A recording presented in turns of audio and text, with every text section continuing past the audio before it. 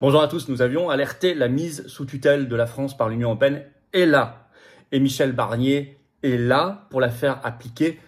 Tout a été vu de manière transparente dans son discours de politique générale à l'Assemblée nationale. Je vais y revenir, ce qu'il a dit et ce qu'il n'a pas dit.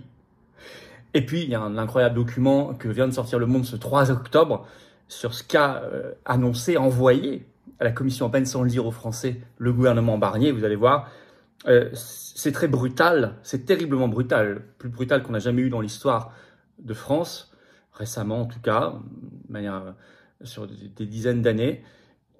C'est très injuste parce que finalement on pourrait faire totalement autrement, et ça rend encore plus incompréhensible et inadmissible, et je pèse mes mots, le refus de certaines oppositions au Parlement de voter motion de censure et destitution. Je vais y revenir. Il va falloir que toutes les forces de résistance convergent en France parce que ça va être un saccage. Avec derrière la corruption, des copains qui vont se gaver, des institutions financières, des oligarques, comme toujours dans ces périodes. Nous sommes en train de monter une très grosse journée là-dessus. Je vous communiquerai, en octobre, je communiquerai rapidement.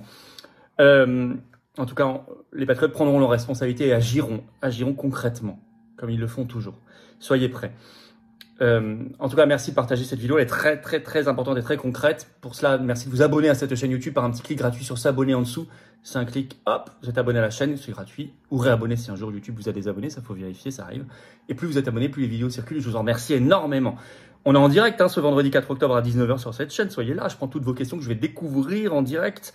Et puis, on va regarder toute l'actualité française, mondiale. Il y a quoi dire, ça et tout le reste, ensemble. Soyez là, ramenez du monde. Très gros direct en perspective. Ce 5 octobre, ça y est, à 15 h, je suis en Moselle-à-Marly. Vous pouvez encore vous inscrire par le lien sous la vidéo en description. Allez-y vite, c'est gratuit, c'est entrée gratuite, c'est ouvert à tous adhérents comme non-adhérents. Ça va être une très grosse journée, très belle après-midi. J'aurai plaisir à vous voir. Inscription sous la vidéo en description. Et je ferai une dédicace d'ailleurs de mon nouveau livre, Fini la comédie, qui sera là-bas sur place. Évidemment. Alors, écoutez, moi je vous attends. Voilà, je vous attends, patriotes. J'ai besoin de vous maintenant. Si vous voulez rentrer dans cette résistance, parce qu'on va en avoir besoin, sachant que la libération nationale, derrière tout ça, au-delà de Barnier, Macron, c'est le Frexit, c'est de reprendre en main notre destin, c'est d'être un peuple debout et souverain et libre. Il faut venir, il faut adhérer dès maintenant ou réadhérer si vous n'êtes plus à jour par le premier lien sous la vidéo en description. Vous pouvez le faire dès maintenant, je vous invite à le faire, ou faire un don au mouvement pour nous permettre de faire plus d'actions comme cette très grosse journée d'octobre. De convergence, de résistance. Faire un don au mouvement, c'est le deuxième lien sous la vidéo en description. Dès maintenant, tout est défiscalisé aux 2/3 de vos impôts. Faites baisser vos impôts, profitez-en. Tous les liens sont en permanence sur notre site, les-patriotes.fr par ailleurs. Bienvenue et bravo, très sincèrement. On a besoin les uns des autres, ensemble on peut tout faire. Séparés, on peut rien faire, ensemble, ils peuvent rien contre nous. Et ça, faut bien qu'on se le dise. Il faut arrêter de baisser les bras en disant on peut rien faire. Si, ensemble, ils peuvent rien contre nous et nous, on peut tout faire. Bravo et bienvenue, j'en parle tout à l'heure. On y va. On y va parce qu'on a du pain sur la planche. Il se trouve que la mise sous tutelle par l'Union européenne, j'en avais parlé dans les vidéos ces derniers mois. J'avais analysé les nouvelles règles budgétaires imposées par l'Allemagne depuis le 1er janvier 2024, le nouveau pacte budgétaire européen. On est en plein dedans. Les éléments d'abord accablants du discours de politique générale de Barnier vers la mise sous tutelle, clairement. D'ailleurs, c'est analysé par une partie de la presse honnête. Dans ce qu'il a dit et pas dit d'abord, ce qu'il a dit. Bon, c'est un discours d'environ 1 h 30, ce 1er octobre à l'Assemblée nationale. Alors d'abord, il a commencé par cette phrase de culot, je cite, « Je pars avec le gouvernement d'un vote populaire ». C'est quand même incroyable. Il vient d'un parti qui a 47 députés sur 577. Bon. Et puis ensuite, il a, alors ça c'est très habile en termes de manipulation, mais ça on l'avait déjà analysé, là ça a été très clair, il a ultra dramatisé la situation financière, budgétaire, économique, pour imposer dans les cerveaux l'hyper-austérité à la grecque. Alors, par exemple, je le cite, « Une épée de Damoclès pèse sur la France, sur ses enfants et petits-enfants. » Ensuite, il ajoute, « Nous sommes un pays au bord du précipice. Nous n'avons pas le choix. » Et il précise tout de suite, « Dans le respect des engagements européens. » Et il annonce, pour 2025, puis la suite, vous allez voir, avec le document incroyable révélé par Le Monde, 60 milliards d'austérité, dont 20 milliards d'augmentation des impôts et des taxes et 40 milliards de baisse des dépenses. Où ça? Ça va être le vrai sujet. Dans l'aide à l'Ukraine, Dans la contribution française au budget de l'Union européenne, non, ça va encore augmenter de 2 milliards. Où? Dans le financement de l'OTAN, non, ça augmente. Où? Hôpital, remboursement de médicaments, très majoritairement. Et puis, il y aura d'autres choses. On saura tout ça dans les jours et les semaines qui viennent.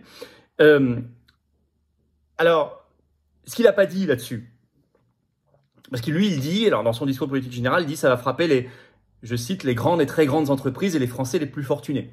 Les gens se disent c'est la justice. Alors, ils ont précisé, grandes et très grandes entreprises, ça va être 300 entreprises. Je crois qu'ils font plus d'1 milliard d'euros de chiffre d'affaires, donc c'est vraiment des grosses entreprises. Et les Français les plus fortunés qui gagnent plus, ça a été précisé ensuite, plus de 500 000 euros par an. Donc c'est effectivement des gens qui ont de très gros revenus. Sauf que ce qu'il n'a pas dit, et ça, il a fallu un article du Parisien du 30 septembre pour le savoir. Le titre, Michel Barnier prépare un choc fiscal de 15 à 18 milliards d'euros. Donc, lui, il dit 20 maintenant même. Avec notamment, nous annonçait le Parisien, je cite, une hausse des taxes sur l'électricité de 3 milliards d'euros. Alors là, on n'est pas sur les très gros revenus. Alors, on est sur tous les ménages, tous les artisans, les TPE, petites entreprises.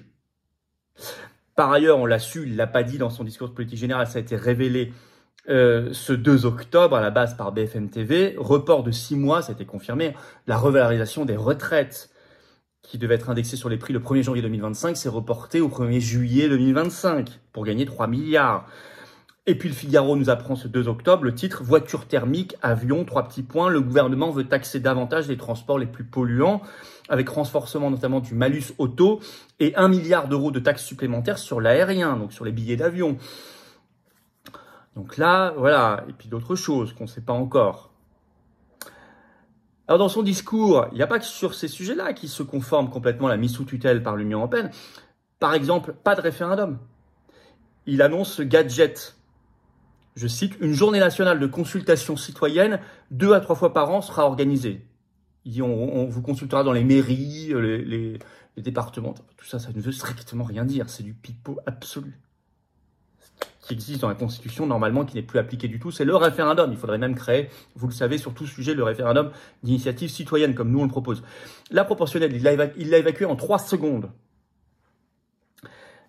Annonce sur l'épargne, personne n'a relevé ça. Moi, je l'ai relevé, il l'a dit dans son discours de politique générale. Je cite Michel Barnier, « Il faut encourager une meilleure mobilisation de l'épargne des Français. » Ça a tout de suite fait écho au projet notamment européen d'aller piquer dans l'épargne des gens. Sur l'agriculture, là aussi, il s'aligne sur l'Union européenne, mise sous tutelle, puisqu'il dit, je cite, « Il faut s'assurer, et ce n'est pas gagné, que ces accords de libre-échange respectent la réciprocité dans les échanges. » Mais il n'y a plus d'opposition aux accords de libre-échange. Là, on va faire en sorte qu'ils assurent la réciprocité. C'est pas ce que disait Macron sur le Mercosur, par exemple. Il n'a pas parlé du Mercosur. Donc, renoncement à l'opposition au traité de libre-échange avec le Mercosur. Alignement sur l'Union européenne et l'Allemagne, d'ailleurs. Ode, d'ailleurs, le discours a fini par une ode à l'Union européenne. Il a dit prenons soin de l'Europe, ode à l'Ukraine et à l'OTAN, alignement aussi, mise sous tutelle, et puis des mesures liberticides en déclarant ceci, nous allons généraliser ce qui a été expérimenté pendant les Jeux Olympiques. Il parle bien sûr de la vidéosurveillance algorithmique, c'est-à-dire l'officialisation quasiment, on y est presque à une étape près, de la reconnaissance faciale dans l'espace public. Ultra liberticide, on l'avait prévenu là-dessus aussi. Et vous comprenez bien que plus on est dans une période dure, brutale socialement, plus les gens vont vouloir se révolter. Plus ils vont essayer de restreindre la liberté et la liberté d'expression. Bien sûr, puisqu'ils savent que ça va être l'ébullition. Donc il faut s'attendre à une période très dure pour les libertés et la liberté d'expression, c'est logique dans leur logiciel. Par ailleurs, écoutez, en fait, tout est tourné vers l'Union européenne. Regardez, sur l'immigration, il dit des choses vagues. Donc, il dit simplement qu'il faut appliquer le pacte migratoire, celui qui vous condamne à 20 000 € d'amende par migrant refusé si vous refusez la relocalisation dans vos territoires des migrants. Donc là, il s'aligne complètement sur l'Europe. Refus du référendum, on sait que l'Union européenne n'aime pas les référendums. Politique étrangère, Ukraine, OTAN, alignement sur l'Union européenne. Il refuse de s'opposer au libre-échange, alignement sur l'Union européenne. Hyper-austérité à la grecque, alignement sur l'Union européenne. On va voir d'ailleurs que ça va bien plus loin, je vous en parle dans un instant. Il a conclu son discours par prenons soin de l'Europe, alignement, allégeance à l'Union européenne. Le Point d'ailleurs l'a relevé dans un article du 1er octobre, le titre « Discours de politique générale, l'Union européenne au centre des priorités du nouveau gouvernement Barnier. C'est bien le point de l'avoir révélé parce qu'il n'y a pas beaucoup de journalistes qui le font, ni de responsables politiques. Je vais vous citer un petit extrait de cet article du Point. L'ancien négociateur en chef du Brexit, donc Barnier pour l'UE, n'a pas rangé sa casquette bruxelloise au placard. Dans son discours de politique générale, le nouveau Premier ministre a par la force des choses disséminé ses priorités européennes. La dette financière lui impose en effet un agenda bruxellois dans les jours et mois qui viennent, dans la confection d'un budget 2025 qui sera visé par la Commission européenne et le Conseil des États membres. Visé. Ils ajoutent dans le Point, le Savoyard, donc Barnier, a tenu à rappeler le rôle crucial de la France en Europe. Depuis 1950, la France et l'Europe vont ensemble. La France a un rôle majeur à jouer pour continuer à faire changer l'Europe, rappelle-t-il. Ces dernières années, l'Union européenne a progressé sur la politique industrielle, la souveraineté technologique, la sécurité économique, la défense ou la lutte contre la concurrence déloyale, même s'il reste des progrès à faire. Une déclaration qui place d'emblée l'Union européenne au centre des priorités du nouveau gouvernement. Fin de citation. Euractiv écrit ce 2 octobre, le titre « Michel Barnier veut donner des gages à Bruxelles sur les finances publiques françaises ». Avec, je les cite, avec l'espoir de convaincre Bruxelles que la France rentre dans les clous. Je vous cite un extrait d'Euractiv. Durant 1h30, l'ancien commissaire européen, Michel Barnier, a tenu un discours aux échos churchillien, annonciateur de sang, de sueur et de larmes, alors que les finances publiques sont dans le rouge. Il y a beaucoup à faire pour répondre aux attentes des Français et nous devons le faire avec peu dans une économie de moyens et de ressources, a-t-il déclaré aux députés. En espérant que ce discours d'urgence résonne dans les couloirs du Berlaymont, le siège de la Commission européenne à Bruxelles, où l'on s'inquiète du déficit français. Mais de toute façon, Le Monde a vendu la mèche. Il sort un document ce 3 octobre au soir, un document incroyable qui prouve la mise sous tutelle et comment Michel Barnier est là pour la faire appliquer. Et nous l'avons dit dès le premier jour. Ici, aux Patriotes, vous n'avez pas eu de complaisance pour Michel Barnier en disant on va lui laisser une chance. Oh, c'est bien parce qu'il est plus âgé, il est poli, il est courtois. Enfin, écoutez, tant mieux s'il est courtois. Je préfère 1000 fois des gens qui présentent bien que des gens qui présentent mal. Mais écoutez, on peut pas se contenter de ça. Ou alors on trahit les gens. Nous avons immédiatement alerté. Barnier, c'est celui qui a organisé la trahison de Lisbonne. Il a été 10 ans de sa vie commissaire européen. Il a voté oui à tous les traités européens. Alors arrêtons de nous faire croire des sornettes. Et là, il est là pour ça. Pour faire appliquer la mise sous tutelle. Je vais vous lire ce que révèle Le Monde. En même temps que le projet de budget 2025, qui doit être adopté par le Conseil des ministres ce 10 octobre, le tout nouveau gouvernement a commencé à mettre au point un plan de redressement à moyen terme. Un document exigé par la Commission européenne qui a lancé cet été une procédure pour déficit public excessif visant la France, ce plan budgétaire et structurel national de moyen terme, il s'appelle comme ça, entre guillemets, plan budgétaire et structurel national de moyen terme, selon le vocable officiel, est attendu par Bruxelles d'ici la fin octobre. Je cite toujours. Pour parvenir à ses fins, écrit Le Monde, Barnier prévoit de taper très fort en 2025, première année de son plan. La trajectoire proposée prévoit un effort budgétaire, un ajustement structurel primaire dans le jargon communautaire de 0,78 points de PIB en moyenne par an pendant 7 ans. Soit environ 23 milliards d'euros actuels par an. Mais en 2025, cet ajustement serait presque 2 fois plus important. Il représenterait 1,4 points de PIB, l'équivalent de 42 milliards par an, sous forme de baisse des dépenses et de hausse des impôts. Donc, Le Monde nous révèle que ça va pas être une année, ça va être 7 ans, l'engagement par rapport à Bruxelles. Ça ressemble furieusement à la mise sous tutelle de la Grèce qu'on a connue. Vous aviez des berlines, des grosses berlines sombres qui arrivaient tous les mois à Athènes avec des experts de la Troïka, FMI, Commission européenne, Banque centrale européenne qui venaient faire un point. Vous en êtes où dans la destruction de l'hôpital, la privatisation, la vente de vos îles, de vos joyaux? Dans le même discours de politique générale, Barnier a dit il faut que des services de l'État quittent Paris pour aller ailleurs. Alors les gens se disent ça c'est bien, ça va coûter moins cher. Soyez pas naïfs. Ça veut dire que des joyaux immobiliers qui sont à Paris seront revendus. À qui? À des copains de ces gens-là, au Moyen-Orient, etc., et aux États-Unis ou ailleurs, à bas prix par rapport à leur vraie valeur, des joyaux qui appartiennent aux Français depuis des siècles, et vous auriez une partie de cet argent qui sera reversé sur des comptes offshore, ça s'appelle les rétrocommissions. Enfin écoutez, il faut appeler un chat un chat. Et ça, c'est exactement ce qu'on avait vu aussi dans tous les pays mis sous tutelle, notamment en Grèce. Alors, quid des oppositions ? Alors, vous avez eu une première historique ce 2 octobre à 10h en commission des lois à l'Assemblée nationale. Pour la première fois, arrive le vote d'une motion parlementaire de destitution du président de la République. Il y avait 73 députés membres et 69 étaient présents dans cette commission. 15 ont voté pour, 54 contre. Qui a voté contre? PS, LR, macroniste bien sûr, et RN. Mais il y aura un vote d'ici moins de 12 jours en plénière. On saura ce que chaque député vote sur la destitution de Macron. Nous, ça fait des mois et des mois qu'on se mobilise là-dessus. Ne serait-ce que pour faire vivre le débat et montrer toutes les trahisons, les hautes trahisons de Macron. Mais par ailleurs, arrive là, dans quelques jours, quelques heures même peut-être, une motion de censure contre le gouvernement Barnier, de la part du NFP, mais on s'en fiche d'où ça vienne. D'où ça vient, honnêtement, la situation est tellement grave, d'où ça vient, on vote.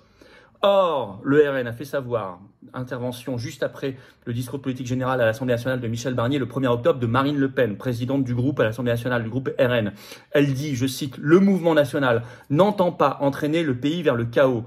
Ainsi, le RN a décidé de refuser de censurer a priori le gouvernement. » Vers le chaos? Mais pourquoi reprendre les éléments de langage du système? C'est maintenant le chaos. Mais ça va être avec ce qu'ils vont appliquer, ça va être le chaos encore plus. Alors, le RN se sent obligé d'ajouter concernant Barnier, le sens de la courtoisie vous honore. On n'a pas besoin de lancer des fleurs comme ça. C'est une position de faiblesse. C'est se mettre en position de faiblesse. D'ailleurs, est-ce que lui le fait? Non. En plus, vous savez, on sait que voter une motion de censure aujourd'hui contre le gouvernement, vu le niveau d'affaiblissement historique de Macron, ça revient à voter une destitution de Macron. Parce que si Macron n'a plus aussi vite là son gouvernement, la pression pour son départ à lui se fera. Il faut quand même prendre les choses dans l'ordre. Il faut quand même se débarrasser de ce Macron politiquement.